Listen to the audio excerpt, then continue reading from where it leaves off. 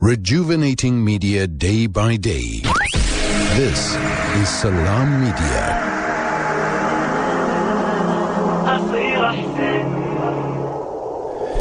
We have got Tshepo Kgadima, who is with me in studio. We've spoken many times over the phone, the chairperson of the board at PetroSA. Tshepo, good morning to you and welcome. Thank you very much. It's good to be here, and greetings to all the listeners of Salaamedia and those that are watching on Facebook, as I understand that this interview is being broadcast also on Facebook. Well, as you walked into the studio, the standout feature for me was that shirt. Oh, yes. I had to wear this very special shirt for you. Okay. Because to try and project what I think the potential for South Africa in another area. I was saying that this shirt I'm wearing is 10% made out of cotton and 90% made out of dagga. Wow, okay. We'll talk about that potential afterwards. Yes. But we want to talk about South Africa, about PetroSA, yes, and also Russia, because we've heard about all these talks to finalize a 5.2 billion rand deal as far as Russia is concerned, and to give them a foothold in South Africa. Oh, yes. The question I think that the viewers and the listeners will be asking, well, why would you call me on a subject matter like this? Is that 5 years ago, I was, after a lengthy process that spent over 4 months, I was appointed the chairman of the board of PetroSA. And that appointment didn't last long. Within a short period of time, obviously, I was unlawfully removed. I went to court to go and challenge that. And 5 years later, the matter is still pending in our courts, in the High Court, not due to anything other than that both Central Energy Fund as well as PetroSA have not been able to really substantiate before court the good cause, legal cause on why I stood to be removed. And it is unfortunate because that unlawful removal has resulted in untold harm to what could have been South Africa's pride globally, being the national oil company PetroSA, in that in the intervening 5 years since my unlawful removal, PetroSA has now moved from revenues of over 33 billion rand a year to, I understand now, under 8 billion rand a year. Wow. It has lost over 7 billion rand that it could have saved if only it had done what, as the chairman of the board, I believed PetroSA should have done to stop drilling on what was codenamed Project Equazi. And also today, as we sit here, PetroSA could have been generating revenues in excess of 140 billion rand a year had it done what, at that time, as the chairman of the board, I was on the verge of concluding a transaction that would have made PetroSA 140 billion rand a year with the acquisition of Engen, which is owned majority by Petronas of Malaysia. And that transaction actually is the basis upon which I was unlawfully removed. But that unlawful removal, as I say, has caused untold harm to this national oil company, to the extent that today it should not even have been considering to do the transaction we are talking about today, that is with Rosgeo of Russia. Well, from what you've just described, in fact, this deal is actually small compared to what you're saying the potential of PetroSA has been and what it could have been, what it could have achieved by now. Most certainly. It's not only small, but the question is that what is the likelihood that it can be concluded? I doubt very much.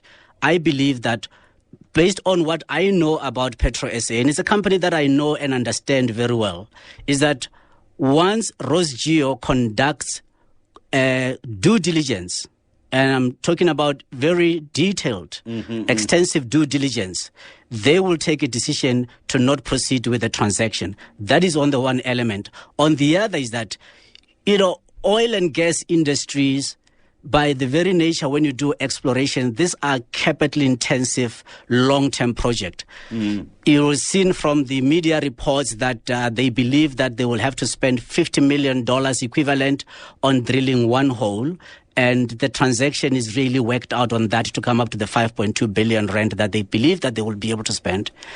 But elementary geotechnical work has not really been done. So the question is that, well, what is the geotechnical evidence that they have that they're supposed to spend 5.2 billion rand? More so by their own account, they say they still have to go and do geophysics, they still have to go geochemistry analysis.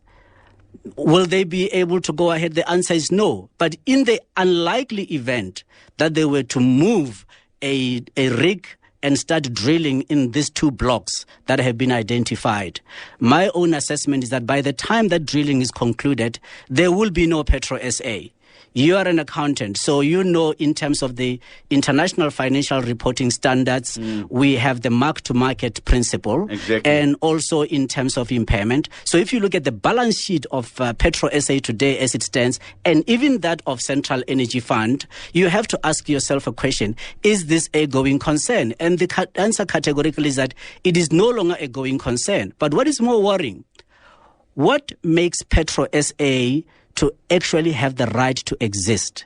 And most viewers and listeners might not fully appreciate, or South Africans in general might not fully appreciate, that PetroSA, which was called Mosgas, is an amalgamation of Mosgas and Sukor.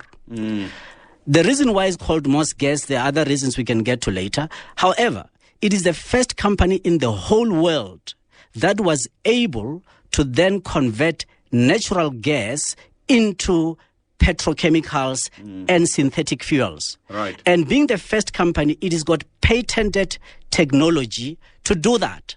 Right. So that in turn means that many other companies in the world have got gas reserves. Total, for example, which now recently announced this mysterious find that everybody said, how did they come about that? Adjacent to what was PetroSA's acreage. We can get to that some other time. However, Total, what most people don't know, Total of France, it is the biggest gas company in the whole world. Right. But it does not have the technology to be able to convert that gas into petrochemicals and synthetic fuels, as PetroSA has got that technology. Right. There are 2 other companies globally that have this proprietary patented technology for themselves.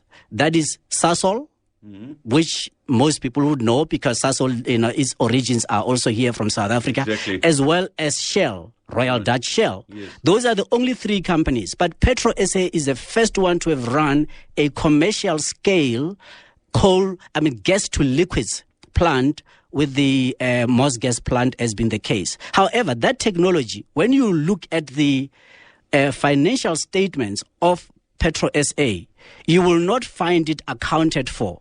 Right. But that without that technology, there is no reason for PetroSA to actually exist, because PetroSA no longer has the gas reserves of its own. And this attempt to find new indigenous gas reserves offshore Mossel Bay is going to be of no effect. Now, when I came in as the chairman of the board in 2014, November 14, when I was appointed, on the 17th, I had the first board meeting. And some of the things that I sketched out was that PetroSA needed to be a national champion in the area of liquid fuels. And to be able to achieve that would have been through the acquisition of Engen, as has been the case, because at that time when I assumed the position of chairman of the board, PetroSA had already spent more than 100 million rand on advisors who were supposed to have advised PetroSA to acquire. And coming in, because of my experience, expertise, and qualification as an investment banker, I understood what we needed to do to acquire Engen without going to National Treasury for a guarantee, or without needing the state to then put up the funds, whereby PetroSA would then have been able to acquire this, but not because we liked the transaction. Most listeners might recall that in 2005, South Africa ran out of fuel temporarily. Yes. Then there was the Moerani Commission of Inquiry, which looked into what were the causes, the root causes of us having run out of fuel. And it was discovered then that it was important that the state should have the capacity to be able to play a larger role in ensuring energy security for South Africa.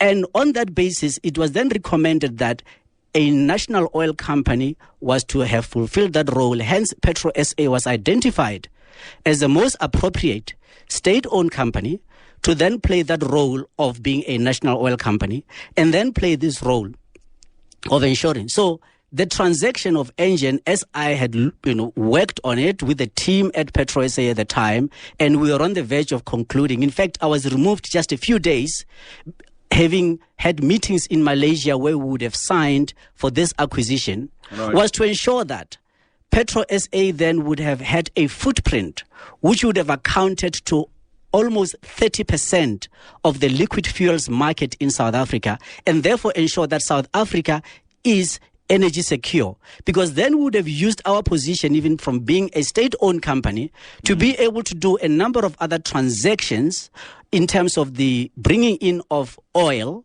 into the country. So that was the one thing of being a national champion. The other, I said to the board at the time, 17th of the first board meeting that I chaired at PetroSA, was that we needed to be a global champion, because we had something that not many other players in the world would have, this unique patented technology of gas to liquids, the GTL technology. And it was from that GTL technology being patented that we then could be a global player. Many times the heads of state of South Africa, presidents, they take missions all over the world. But this would have given even the state president the capacity to be able to ensure that we could use this patented technology to really do geo-economic, geostrategic, and geopolitical work in terms of ensuring that this technology can then be all over the world, or in those countries that have got large gas reserves. So the Russians, if anything, should not have been looking for gas in South Africa. We should have been in a position where we help the Russians with their gas to convert it into a whole array of petrochemicals and synthetic fuels. Yes. Now, the question, with all the potential, and there is so much potential which you described, on the part of PetroSA as a national oil company, in whose interest is the failure of PetroSA? Who would win? Who would benefit as a result of the failure of PetroSA? There are a number of business people that would benefit. For example, my unlawful removal, which I'm challenging in court and has not been resolved, was actually at the behest of the Deployment Committee of the African National Congress. And the deputy president at the time, who is current president of the Republic, was the chairman of the deployment committee. And it is at his instruction that actually I was unlawfully removed, following a deployment committee meeting that was impromptu called on the 24th of November 2014. And from that, it has never been explained. But the question becomes, well, what interest did the then Deputy President have in my removal? It had nothing to do with the allegations that then were sponsored in the media, and that's another issue for another day. But those allegations having been sponsored in the media as they were, was to really to do away with the fact that the transaction, I was removed when I had a ticket in hand and accommodation to go to Malaysia and conclude this transaction. Because a month prior to my appointment as the chairman of the board, was that there was a meeting that was held whereby the then Minister of Finance was made to say that the state did not have the capacity to make the transaction. We should let this so-called... At the time, it was in Nhlanhla.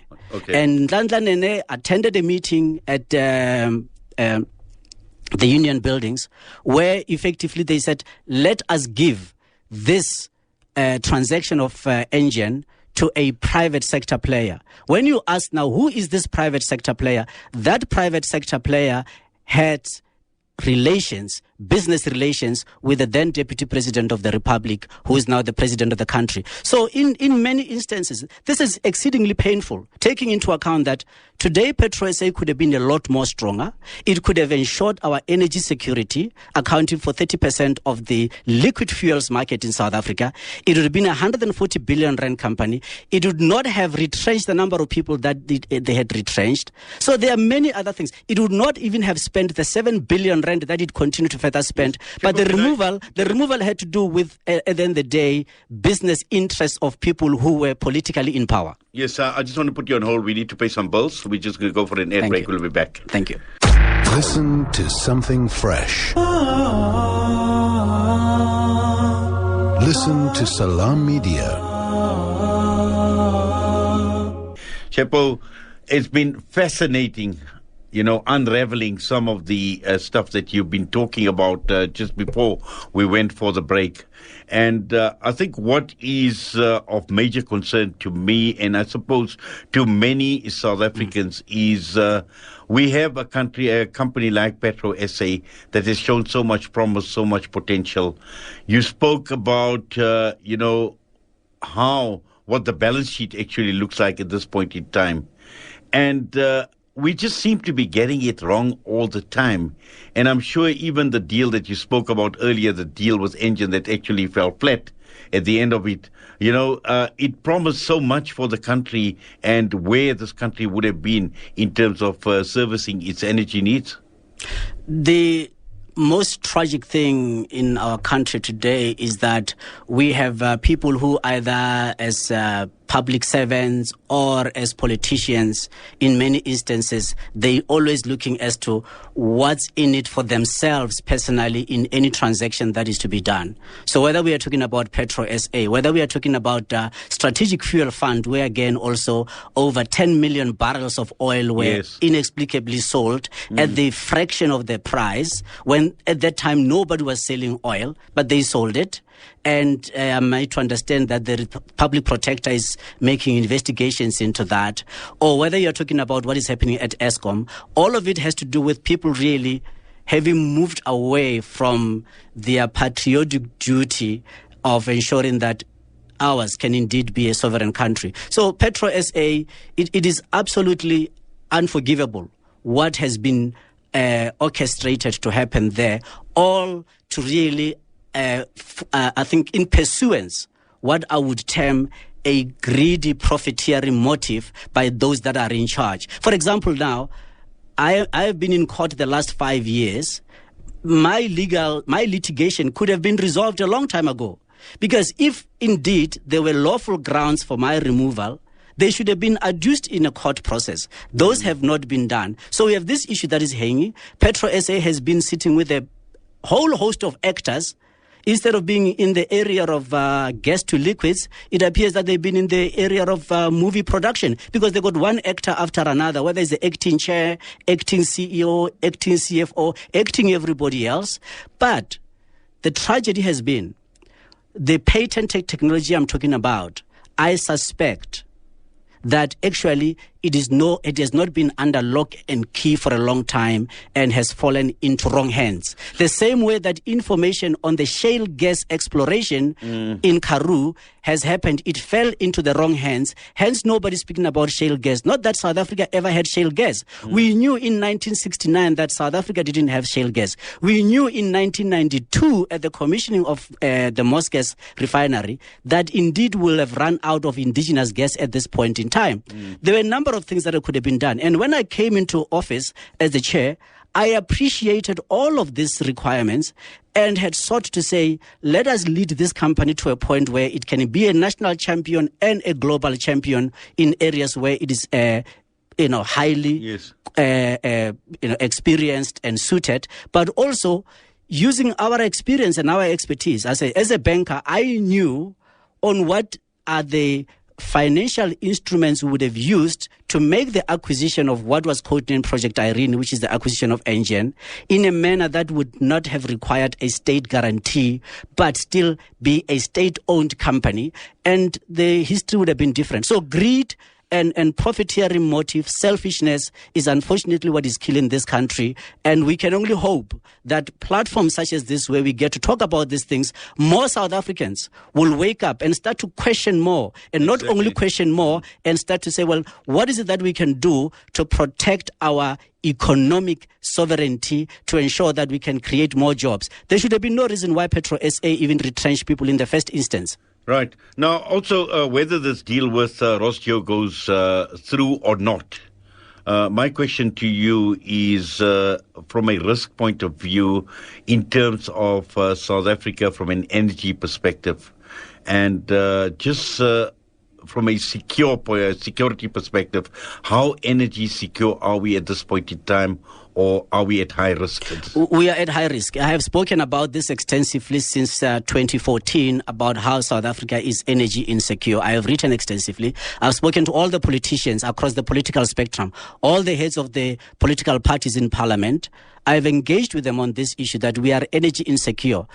Listeners and viewers will be concerned to find out that South Africa actually has got no more than 3 days of liquid fuels available. In the event of any catastrophe, we would not be able to have a buffer that enables us to get the economy running. And taking into account the amount of liquid fuels that we require on a daily basis for this economy to be able to run, we got no more than 3 days of fuel. And all of it is sitting in private sector hands, by the way. PetroSA now accounts for less than 1% of the total liquid fuels market supply in the country. That should be a big worry, because the state means that it has got no role whatsoever.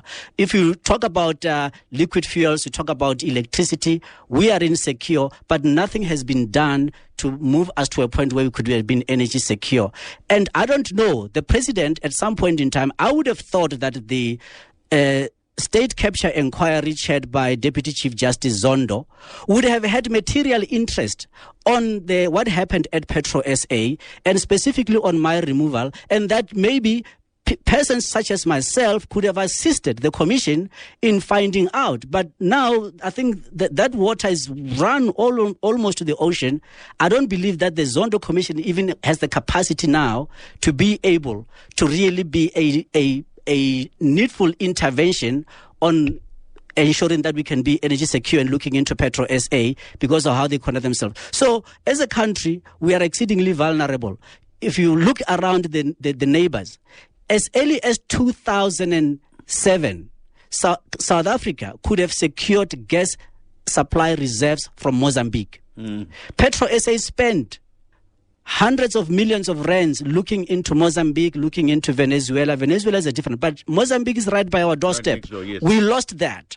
Right. So many other places whereby we went to say that we could be looking at coming in, or even Nigeria for that matter, or even if you look at the investment that shouldn't have been made, that was made into Ghana in the Jubilee field there, was that you have a company here where people really look at what they can get more than what is really important for South Africa to ensure that we have got energy sovereignty and we've got energy security. And all the transactions that have been done, this Rosgeo transaction, as I say, on the geotechnics and the geoeconomics, I cannot see how it would be able to pass any due diligence review for the reasons that I've already mentioned. Yes, I see I've got a note here from a listener which I need to share with you, Tshepo, and it says, Salam, what an interesting and informative interview. Places several issues into perspective and in context. Sadly, it's the same story in South Africa. When a competent visionary is appointed, it is a threat to those helping themselves to their coffers. Then they must be removed. Well, that's a feather in the cap for you, and this is the view of from Mariam Mia that's come through. But Tshepo, unfortunately, time has actually run out, and I think you and I need a lot more time together, and I'm sure there's a lot that you can bring, a lot of value that you can actually bring to the discussion and to the airwaves of Salaamedia. We thank you taking time out, coming here, and we do appreciate it. All the best.